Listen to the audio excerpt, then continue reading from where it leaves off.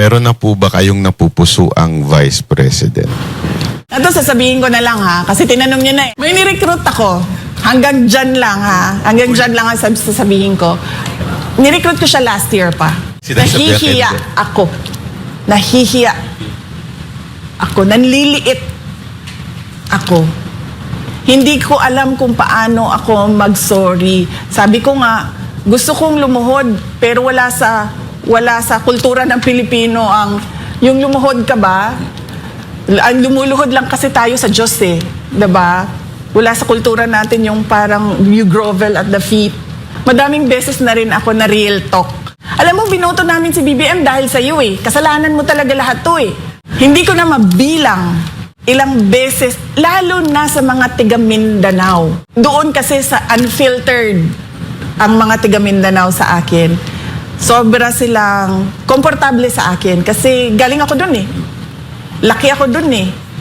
Pumunta lang naman ako dito sa Manila para mag-aral, magtrabaho. Pero doon talaga ako lumaki, doon ako nakatira. So, sobrang unfiltered yung mga tao doon. Ikaw ang hinungdan, Inday Sara, sa mga kagubot karon sa ato ang nasod. Kay imuhaming, di kumbinsi nga iboto si BBM. So, baka nga talaga natalo siya. Kasi nung pag-recruit sa akin, at hindi ko naman ito first time na sinabi ha. Sinabi ko na ito eh. Nirecruit ako ni Senator Amy Marcos, tumakbong Vice President. Tinanong ko siya, bakit ako? Sabi niya, kailangan namin ng Mindanao kasi kung wala ang Mindanao, matatalo kami ni Lenny. Sabi ko, Mindanao lang pala ipinag-uusapan natin dito eh. Ang dami namin tiga Mindanao. Nandyan si Bato, nandyan si Bongo, nandyan si Manny Pacquiao at the time. Sabi ko, ang dami. Sabi niya, hindi, ikaw yung kailangan namin. So, alam nila na hiningi nila yung tulong, kumbaga, para madagdagan yung boto. Kaya mong ayusin yung lala ng problema na ginawa ng administration na to sa Pilipinas? Kaya ba natin makarecover talaga? In 6 years, hindi eh. To turn around a country, you need at least 30 years. So, dapat merong long-term na continuity. Yan. Long-term na plano, long-term na continuity na paniniguraduhin mo na yung susunod, hindi niya pababayaan, babaliktarin, o ibabasura yung nagawa nung nauna. Kasi yun yung sikreto ng pag-unlad eh. Kasi kulang ang 6 years para ayusin ang isang bansa. Minimum of 30 years. Siguro kung parang walang tulugan, wala ng 25 years. Wala nang pahinga, 25 years kakayanin. We'll shave off 5 years. Pero kasi ang termino ng isang pamulo, let us be realistic, 6 years lang yon. So dapat ang papaniguraduhin mo dyan ay yung magagawa mo for 6 years at yung iiwan mo na plano para sa mga susunod. Alright mga kababayan, so gawa natin ng reaction video at magbigay tayo ng personal opinion dito po sa naging live interview po ni VP Sara Duterte sa SMNI. No? Ito ay exclusive mga kababayan. Pero kumuha tayo ng mga short clip video ng mga gusto nating i-highlights, no? Kasi napakahaba ng interview na ito mga kababayan. So yung una dito mga kababayan is yung tinanong si VP Sara Duterte kung may napili na ba siya o napupusuan na maging katandem niya sa dadating na national election sa 2028. Dahil nga sa nag-announce na si VP Sara Duterte ng kanyang intensyon sa pagtakbo sa national election sa 2028, kinakailangan niya na maghanap ng VP na hahalili sa kanya, no? Kung sakaling siya ay palarin na manalo at sumunod na Pangulo ng bansang Pilipinas, which I think mangyayari talaga yung mga kababayan dahil nga sa suporta ng majority ng mamamayang Pilipino. So sinagot niya to na meron daw siyang na-recruit na magbi-VP sa kanya.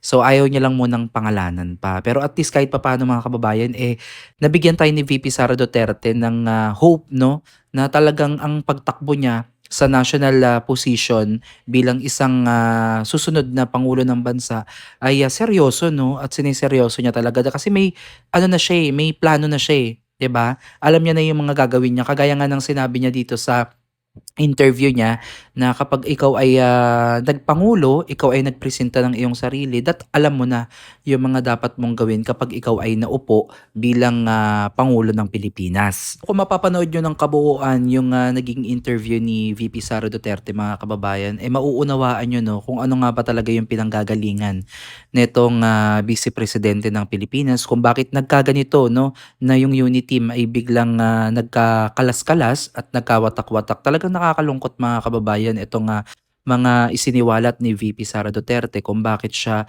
umalis doon sa administrasyon ni Bongbong Marcos, no, dahil ang pagkakaalam niya nga, mga kababayan, itong kanyang pakikipag-isa dito kay BBM ay magbibigay ng continuity no at unity sa mga proyekto, yung mga big ticket projects ng nakarang administrasyon, which is administrasyon ni Pangulong Rodrigo Roa Duterte, na maipagpapatuloy. Pero all of the sudden, mga kababayan, ayun po ay isinantabi no at hindi na ipagpatuloy. Kaya talagang nakakalungkot, mga kababayan, at real talk naman no na talagang sinabi talaga ni VP Sara Duterte na siya talaga ay hiyang-hiya. Kasi kung ako din naman yung magre-refer, kasi naranasan din naman natin yan na magkaroon tayo ng mga referral, magre-refer tayo sa ating mga kaibigan, no?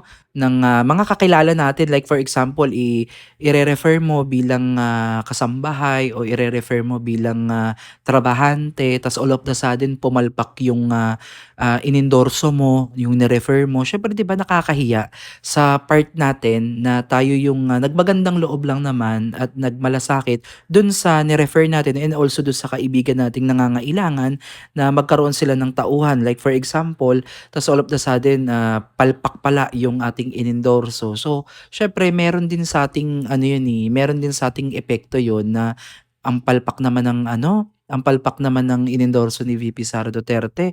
Napahamak tayo dahil sa inendorso ni VP Sara Duterte. So, yung mga ganong kalagayan o sitwasyon, totoong nangyayari po sa buhay ng tao, no? Kaya hindi natin talaga maikakaila na talagang nangyari po yan sa panahon nga po ng 2022 national election, dahil ang buong akala natin kaya sumuporta tayo, mga kababayan, dahil gusto nating ipagpatuloy yung naranasan natin nung panahon ni dating Pangulong PRRD, na maipagpatuloy no yung katahimikan, kaayusan at kaunlaran ng ating bansa. Kasi kung tutuusin, mga kababayan, hindi naman natin nararanasan to no? Yung mga nararanasan natin sa ngayon, hindi natin yan nararanasan nung panahon ni PRRD. Although may mga pagsubok, may mga challenges tayo, pero still walang ganito, walang malawakang korupsyon, walang masyadong bangayan sa gobyerno, at ramdam mo no yung kalinga ng gobyerno sa mga ordinaryong Pilipino, lalo na sa healthcare system, sa PGH na nakakatanggap ng buwanang sustento o tulong para makatulong po sa mga cancer patients, sa mga gamit sa ospital na pwedeng makatulong po sa mga nangangailangan nating mga kababayan na talagang hikahos no, na wala talagang kakayanan na magpagamot at i-cure yung kanilang mga malulubhang sakit. So, sa panahon ngayon, mababalitaan natin na walang budget, walang pondo. So, imagine niyo yan, mga kababayan, which is isa dapat sa pinagtutuunan ng pansin ng ating gobyerno, itong healthcare system natin, educational system. Yan dapat 'di ba, agriculture, na pangunahing pangangailangan ng mamamayang Pilipino. Pero ang nangyari, ito na yung nababalitaan natin na napakalaki na pala ng nawawala sa kaban ng bayan. At in all fairness, mga kababayan, at least, no, narinig natin kay VP Sara Duterte nang tanungin siya ni Boss Dada, na si Boss Dada ata itong nagtanong sa kanya, na maaayos niya ba ang Pilipinas kung siya ay palarin na maging susunod na Pangulo ng Pilipinas. So talagang diretsahan niyang sinagot na in 6 years, hindi talaga magiging maayos ang bansang Pilipinas. Alam niyo kung bakit? Sinabi ko na sa inyo yan sa mga nagdaang reaction video na ginawa ko. No? Kasi yung 6 years talaga, mga kababayan, napaka short time lang yan na pag-i-stay ng Pangulo. At dyan pa sa pag-stay na yan, may mga kontra pa dyan, may mga sisira pa sa mga plano mo. So napakadami pang pwedeng mangyari dyan sa 6 na taon na yan. At sa ginawa ng administrasyong ito na gulo, sa mga kapalpakan na ginawa no ng administrasyong to, syempre mahihirapan yung susunod na mamumuno ng bansang Pilipinas kasi instead na meron siyang vision na bago, no, na sana ay makakadagdag sa pagpapaunlad ng bansa natin at pagpapaunlad sa kabuhayan ng mamamayang Pilipino, eh syempre uunahin niya yung mga iniwang gusot, iniwang dumi ng administrasyong ito at unti-unting babangon. So sinabi niya na 30 years, no, ang parang projected years na pwedeng maayos yung isang bansa kagaya ng Pilipinas. Napakatagal mga kababayan kasi in reality 6 years lang naman ang tenure ng presidente. So ilang presidente pa, imagine niyo yan kung 6, 12, 18, 24, 30. So 5 administrations pa or sabihin na nating 4 administrations pa na sunod-sunod dapat yung mamumuno at iisa yung kanilang vision, no, ang ipagpatuloy yung mga magagandang nasimulan. Wala naman tayong against kung may magandang nasimulan ang administrasyon ng Marcos, kung meron man, ipagpatuloy, no? Kung makakatulong naman talaga 'yon sa mga tao, sa taong bayan, tayo ang magbebenepisyo, why not suportahan po natin. At yan yung isa sa malaking struggle ni VP Sara Duterte, no, na talagang pagdating ng panahon na yun baka sisihin si VP Sara. Ito ha, balikan nyo tong video ko pagka mangyari to, just in case na baka sisihin si VP Sara Duterte na wala man lang nagawa sa bansang Pilipinas nang siya ay naging pangulo. Imagine niyo mga kababayan kung gaano kalaki ang utang ng bansang Pilipinas at kung ano yung mga dapat ayusin sana nung administrasyon na to na hindi nagawa na gagawin ulit ni VP Sara. So grabe, no, parang doble-doble, triple-triple yung gagawin ni VP Sara Duterte imbis na maka-move forward na tayo sa iba pang mga proyekto, iba pang vision na gusto gawin ng susunod na administrasyon para mapaunlad yung bansa. Hindi, kasi matitenga ka doon sa kung ano yung naiwan na kalat o gusot ng nakaraang administrasyon. Pero patuloy tayong naniniwala mga kababayan na at the same time ginagawa ni VP Sara Duterte na inaayos niya yung mga pagkakamali sa nakaraan, at the same time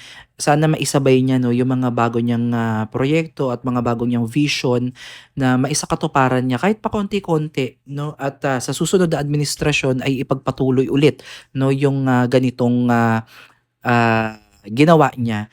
At talagang nakakapagsisi, no. Kung ako din naman nasa kalagayan ni VP Sara Duterte, eh mahihiya talaga ako doon sa mga taong hiningan ko ng tulong. At the end ay napahamak din sila kasi talagang yung perwisyo na nangyari ngayon mga kababayan ay lahat tayo ang nagbenepisyo niyan. So imagine niyo yan, no, maling desisyon ng isa, damay ang nakakarami. So yan yung pinaka-regret ni VP Sara Duterte. Kaya siguro ngayon, lesson learned na talagang matututo na siya sa kanyang mga pagkakamali at siguro ito ay bigay ng Panginoon upang subukin siya at patatagin, no? Dahil siya ay inihahanda sa mas malaki pa niyang haharapin na kinabukasan. So kung gusto niyo panoorin mga kababayan yung kabuuang konteksto nito ay bisitahin niyo po yung SMNI, at doon niyo po panoorin mga kababayan yung kabuuang interview ni VP Sara Duterte. Maraming salamat po sa inyong lahat.